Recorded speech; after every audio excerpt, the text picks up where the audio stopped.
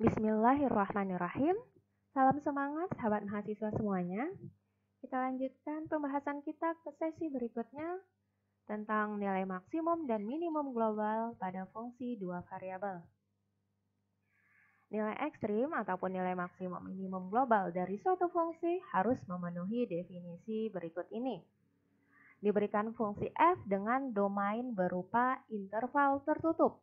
Misalkan terdapat titik P0 di S, maka F0 adalah nilai maksimum global dari F jika fungsi berlaku F0 lebih besar atau sama dengan Fp untuk semua P yang ada di S.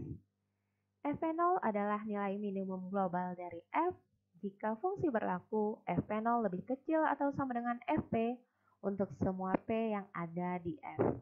Jadi ini adalah definisi nilai maksimum minimum suatu fungsi, di mana catatan terpenting kita ada di domain S yang berupa interval tertutup. Karena jika domain S-nya berupa interval terbuka, maka nilai maksimum dan minimum yang diperoleh adalah nilai maksimum minimum lokal. Tapi jika domain S-nya berupa interval tertutup, maka nilai maksimum dan minimum yang diperoleh adalah nilai maksimum global dan nilai minimum global. Sekarang kita lihat prosedur penentuan nilai ekstrim globalnya. Yang pertama kita cari titik kritisnya, titik stasioner.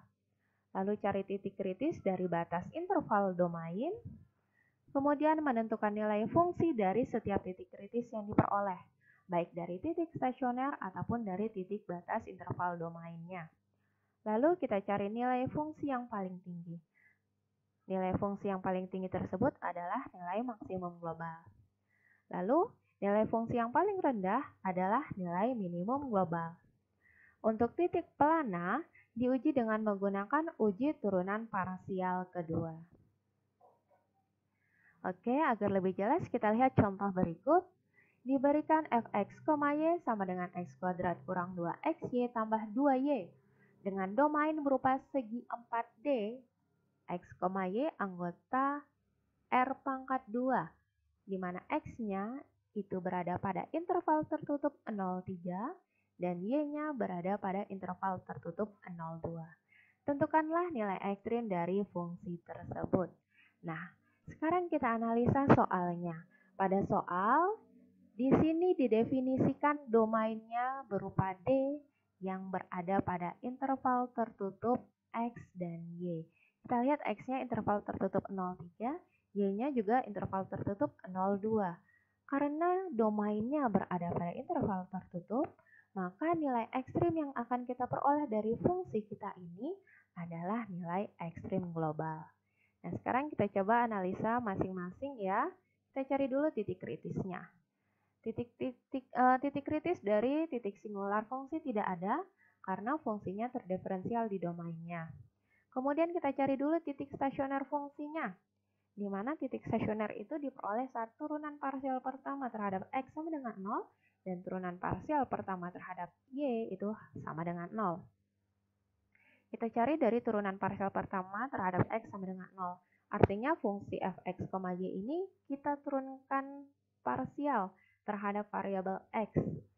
Kalau diturunkan terhadap variabel X, maka Y-nya dianggap konstanta. Akan kita peroleh 2X kurang 2Y sama dengan 0, di mana X sama dengan 0. Lalu kita cari lagi turunan parsial pertama terhadap Y sama dengan 0. Akan kita dapati negatif 2X tambah 2 sama dengan 0, kita dapati X sama dengan 1. Karena dari turunan yang pertama ini, dari persamaan pertama kita dapati X sama dengan Y, maka jika X sama dengan 1, kita dapati Y-nya juga sama dengan 1. Sehingga kita dapatkan titik stasionernya 1,1. Dan nilai fungsinya adalah F1,1 sama dengan 1 pangkat 2 dikurang 2 kali 1 kali 1 tambah 2 kali 1. X kita gantikan dengan 1, Y-nya juga kita gantikan dengan 1. Sehingga nilai fungsi yang diperoleh nanti adalah 1. Jadi dari titik stasioner 1,1 kita dapatkan nilai fungsinya 1. Tetapi nilai fungsi 1 ini kita masih belum tahu apakah dia maksimum, minimum. Karena harus analisa lagi dari titik kritis yang diperoleh pada batas domainnya. Sekarang kita lihat menentukan titik batas domain D-nya tadi.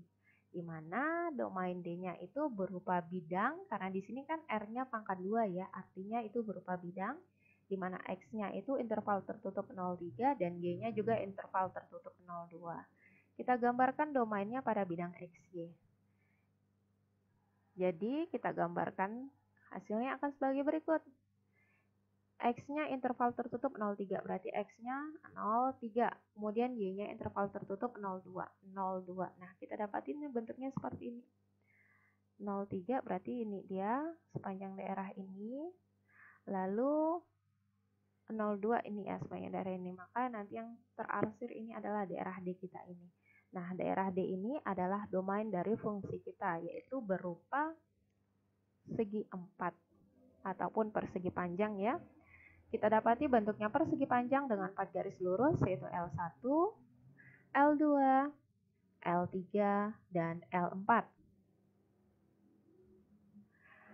Titik batas domain dari fungsi yang menjadi titik kritis adalah semua titik yang ada pada garis L1, L2, L3, dan L4. Jadi sepanjang L1 ini ada titik, dan semua titik yang ada L1 itu adalah titik kritis. Begitu juga yang ada di L2, di L3, dan L4. Karena saking banyaknya saking banyaknya titik yang ada di L1, L2, L3, dan L4 ini, kita akan analisa satu persatu terlebih dahulu.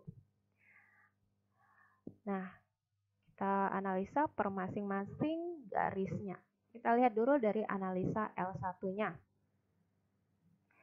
Pada L1, kita dapati Y-nya sama dengan 0. Kita lihat di L1 ini. L1 ini di sini dia garisnya yang dimulai dari X0 sampai X3, tetapi Y-nya nilainya selalu sama, yaitu 0. Lalu X-nya dari 0 hingga 3, sehingga akan kita dapati fungsinya menjadi seperti berikut, yaitu fx, 0. Y-nya sama dengan 0, kita gantikan Y-nya sama dengan 0. Sehingga X kuadrat kurang 2, X kali 0 tambah 2, 0, 2 kali 0, sehingga kita dapati hasilnya nanti adalah X kuadrat. Maka akan kita peroleh fx, 0 sama dengan X kuadrat. Adalah fungsi yang beranjak naik. Kenapa dikatakan beranjak naik? Kita perhatikan hasil dari fungsinya itu adalah X kuadrat. Jika pada fungsi satu variabel, X kuadrat itu digambarkan pada grafik yang terbuka ke atas. Di mana jika dari titik 0 sampai titik 3, maka grafiknya akan naik ke atas. Di mana titik 0-nya akan jadi titik yang minimum, dan titik 3-nya itu akan jadi titik yang maksimum. Kenapa 0 sampai 3? Karena tadi kan interval X-nya dari 0 sampai 3. Nah, jadi kalau X-nya 0 itu ada di titik minimum, dan jika X-nya 3 ada di titik yang maksimum. Sehingga nilai minimumnya adalah F0,0, di mana X-nya tadi 0 untuk yang minimum, dan Y-nya 0. Karena apa? Pada L1, Y-nya adalah 0. Sehingga jika kita substitusi F0,0 ke fungsi kita tadi yang ini, X kuadrat, di mana X-nya 0 kuadrat, gitu, negatif 2XY. X-nya 0, Y-nya 0, berarti negatif 2 kali 0 kali 0, ditambah 2Y, berarti 2 kali 0. Kita peroleh hasilnya 0 untuk nilai minimumnya. Lalu untuk nilai maksimumnya berarti F30, di mana X-nya 3 pada saat yang maksimum, kemudian Y-nya 0, nah pada L1 Y sama dengan 0. Kita dapati 3 kuadrat kurang 2 kali 3 kali 0 ditambah 2 kali 0 sama dengan 9. Jadi nilai minimumnya adalah 0 dan nilai maksimumnya adalah 9 pada garis L1. Tapi kita masih belum bisa katakan maksimum yang global ataupun minimum global. Kita harus analisa untuk semua garisnya. Sekarang kita lanjutkan analisanya untuk garis L2. Pada L2, kita lihat di sini ya, L2. X-nya selalu 3. X-nya selalu 3 dan Y-nya itu berada pada interval 0 sampai 2. Nah, sehingga fungsinya, yaitu fungsi fx, y x kuadrat kurang 2xy tambah 2y, kita gantikan x-nya dengan 3. Ya, kita gantikan x-nya dengan 3. dan Y-nya tetap Y, maka nanti akan kita peroleh 3 kuadrat kurang 2 kali 3 kali Y ditambah 2Y sama dengan 9 kurang 4Y. Diperoleh F3, Y sama dengan 9 kurang 4Y adalah fungsi yang beranjak turun. Jadi misalkan pada fungsi satu variabel ya, 9 kurang 4Y itu akan selalu turun dia grafiknya. Sehingga nilai minimumnya adalah 3,2. Ingat, X-nya selalu 3, lalu kita ambil 2. Kenapa? Karena di sini Y-nya ada di interval 0,2. Karena nilainya itu akan selalu turun, beranjak turun fungsinya, maka nilai yang paling rendah itu nanti ada di interval yang 2. Sehingga F32 adalah nilai minimumnya. Kita substitusikan 3 kuadrat kurang 2 kali 3 kali 2 tambah 2 kali 2. Kita peroleh hasilnya adalah 1. Kemudian nilai maksimum akan diperoleh saat 3,0. Sama dengan 3 kuadrat kurang 2 kali 3 kali 0 ditambah 2 kali 0 sama dengan 9.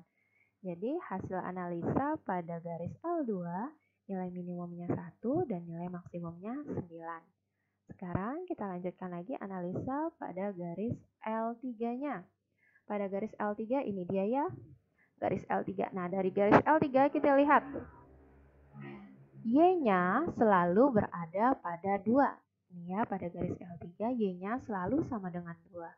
Kemudian untuk X-nya itu berada pada selang 0 sampai 3. Sehingga fungsi kita, fungsi fx, y akan berubah menjadi fx, 2. Di mana setiap X kita substitusikan dengan 2. Sehingga kita peroleh X kuadrat kurang 2. X kali 2 ditambah 2 kali 2. Sama dengan X kuadrat kurang 4X tambah 4. Nah, analisa dari grafik fx, 2 sama dengan x kuadrat kurang 4x tambah 4 itu sama dengan x kurang 2 kuadrat.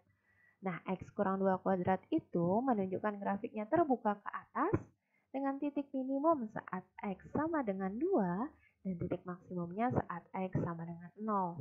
Jadi kita bayangkan aja grafik pada fungsi satu variabel, yaitu grafik fungsi x kurang 2 kuadrat.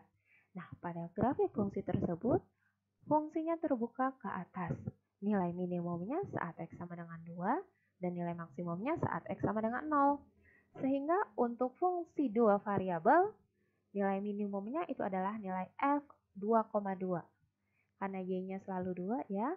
Kemudian tadi juga ada analisa ini, X minimumnya di 2, sehingga F2,2 kita substitusikan ke fungsi Fx, Y kita. Diperoleh 2 kuadrat kurang 2 kali 2 kali 2 ditambah 2 kali 2, hasilnya sama dengan 0. Itu untuk nilai minimumnya. Untuk nilai maksimumnya itu adalah F0,2.